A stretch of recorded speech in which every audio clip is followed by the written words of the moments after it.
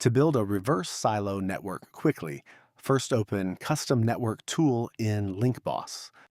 Then click Create and enter your core keyword for the topic cluster. Now click on Suggested Topic Names in the right sidebar to add them to the cluster. Semantic Similarity Score will help you choose the right ones. If you want, you can enter topic URLs manually too. Now click Submit.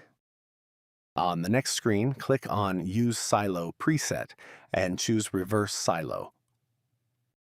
Here, if you want, you can choose a pillar node, also known as pillar URL, or let LinkBoss choose it for you and just click on Generate Reverse Silo.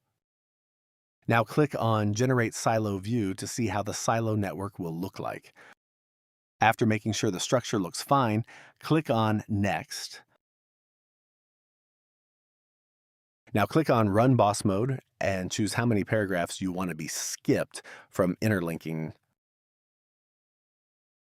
That's it. LinkBoss will automatically handle all internal linking with smart context placement. If you want to use existing sentence for the interlinking, you can use the quick sentence suggestion mode instead of the boss mode. Thank you for watching.